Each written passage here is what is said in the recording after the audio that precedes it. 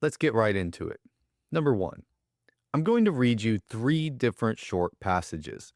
And your job with each one is to think about how the passage makes you feel. Passage one.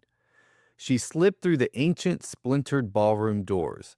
The dancers kept moving in perfect unison, but every head snapped towards her, bent at the same unnatural angle. The music played on, shrieking beneath the strings as though it bent itself around her. She crept to the edge of the room and sank into the waiting chair, its arms pressed inward, eager to hold her in place.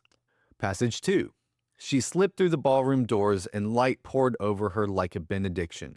The chandeliers blazed with 1,000 crystals, scattering stars across polished marble.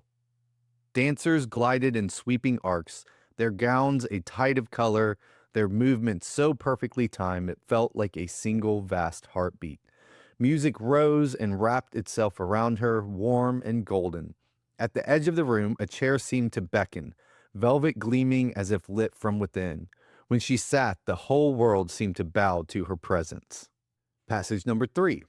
She slid through the ballroom doors and the air thickened at once, warm with scent and sweat. Chandeliers shimmered above like molten fire, scattering heat across slick floors. The dancers flowed in sinuous waves, fabric clinging, parting, opening, every step a provocation. Music pulsed low and insistent, a rhythm that seemed to settle beneath her skin. At the room's edge, a velvet chair beckoned. As she sank into it, the world leaned closer, breathing hot against her throat. Notice this. Each passage describes the exact same thing. A woman enters a ballroom, people are dancing, she sits in a chair. That's it. But the first one feels creepy and uncanny. The second one feels full of wonder and awe. And the last one feels sensual and lustful. Number 2. I'm going to show you two more versions. Again, ask yourself, what do you feel as I read each of these passages? Passage number 1. She walked through the ballroom doors. The chandeliers hung from the ceiling and gave off light. People were dancing in the center of the room, their steps going back and forth across the floor. Music played from the orchestra in the corner. She went along the wall to where a chair was sitting. She lowered herself into the chair and placed her hands on the arm. Passage number 2.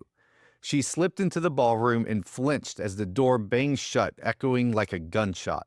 The chandeliers twinkled brightly, reminding her of a birthday party she once enjoyed. On the dance floor, the couple spun stiffly, their faces pale and oddly serious, which struck her as both eerie and kind of ridiculous. The music swelled, dramatic as a funeral march, then wavered with a jaunty rhythm that made her think of a circus tune. She scurried to the edge of the room and dropped into a velvet chair, which creaked under her like an old man telling a joke. Of those two passages, the first one is just flat. It's just delivering the facts, no emotion at all. As a reader, we find that there's really nothing that we connect to. It's just a series of things that happened. The second one is all over the place. You have things sounding like gunshots, things are ridiculous, things are jaunty. We as readers are not sure what we should feel. So why is this a problem?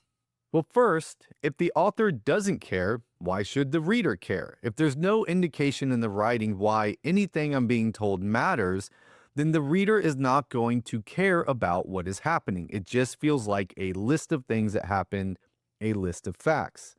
At the same time, in the second passage, if the author is all over the place, I, as the reader, can't figure out what I'm supposed to feel about this, or what I should care about, or why.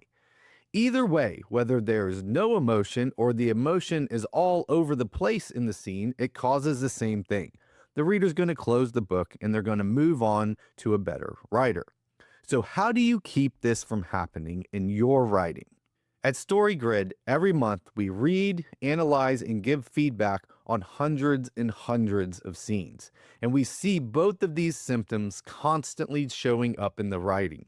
Either there's no emotion at all, or the emotion is jumping all over the place, and the reader can't tell if they should care or what they should care about. So how do we help writers actually fix this? How can you fix this in your writing?